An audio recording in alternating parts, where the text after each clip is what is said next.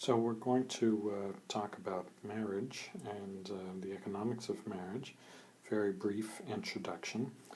And I think the first thing to say is that marriage, we might think of it as doing three things.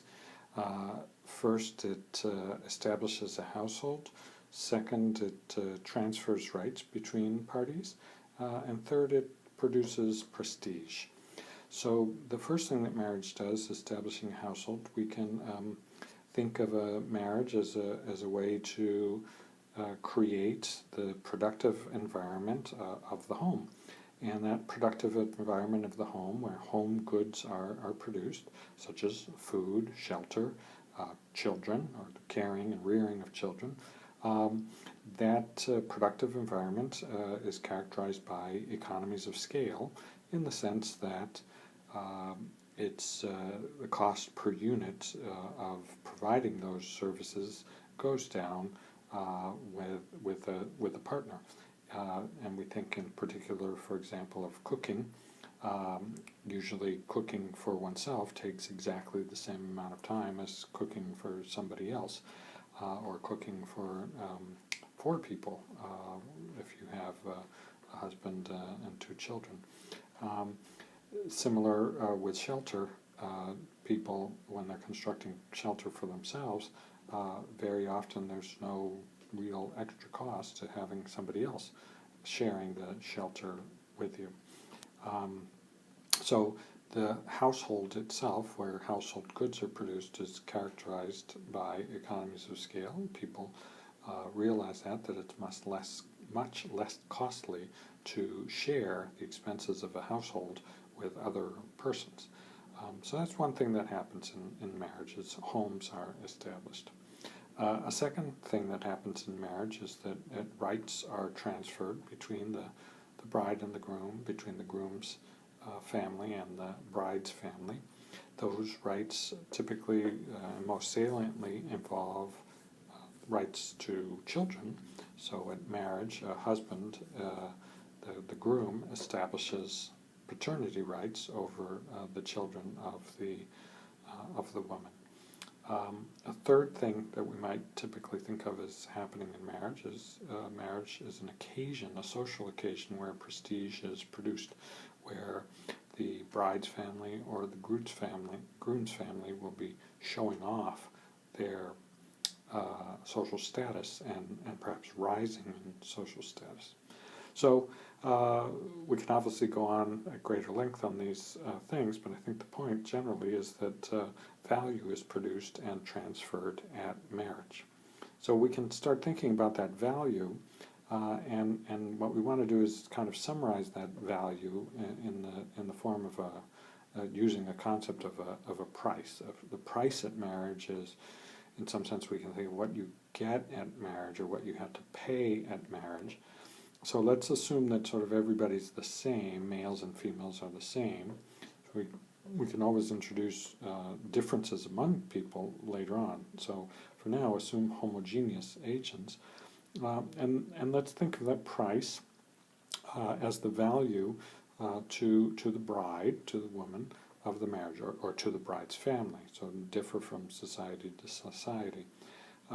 We can further sharpen that notion by assuming that everyone understands there's a kind of standard marriage contract that prescribes, that is, that sets out the rights and responsibilities of the groom and the bride, the rights and responsibilities of the two within the household, who has to do what, who gets to do what share of property belongs to the bride or the groom.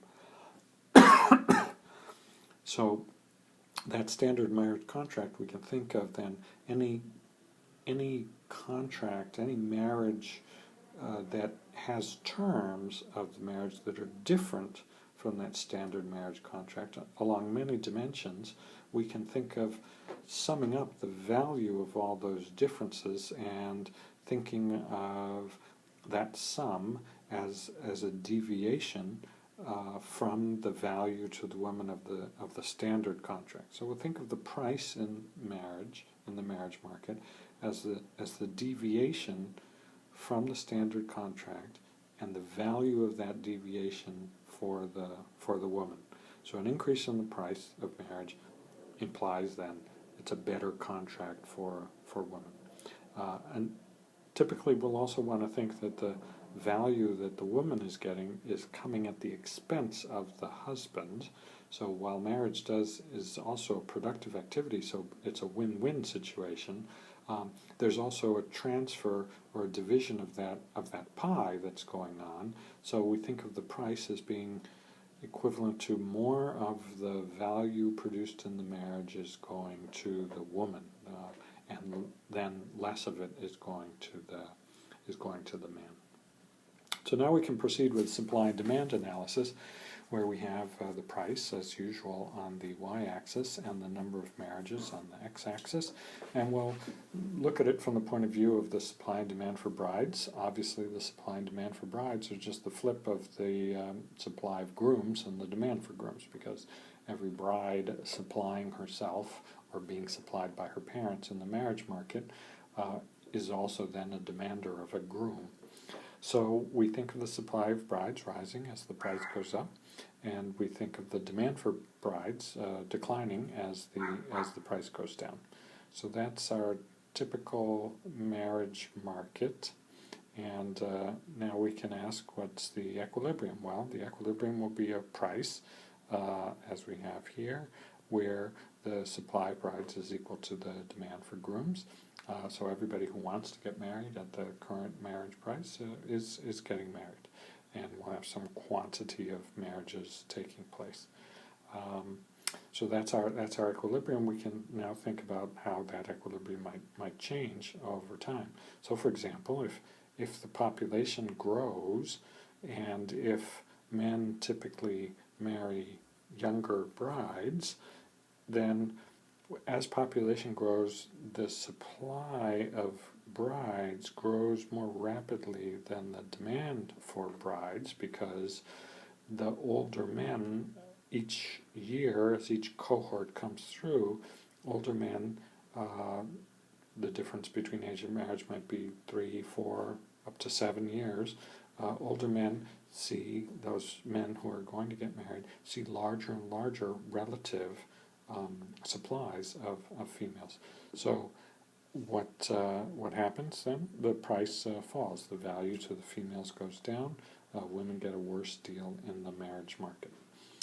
So that's commonly known as the marriage squeeze situation, and is a typical explanation for what's been happening in India, where transfers now have been growing from bride's family to groom's family, so dowry is being paid, and the size of dowry continues to grow.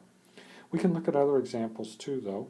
We can think about the marriage market if we're in a monogamous situation and suddenly allowed polygyny. If we allowed polygyny, then all of a sudden the demand for brides goes up, as many men who were at the current marriage price were demanding, this many men were demanding to get married. Now many of them might want to take a second wife, and so the demand for wives increases.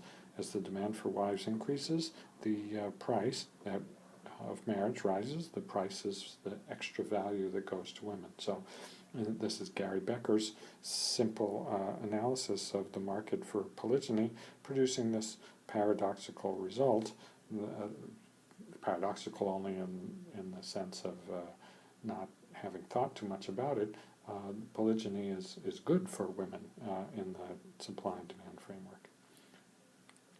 So that's all we have to say for now on the marriage market, and we'll talk a little bit in class and in the book about other aspects of the marriage market.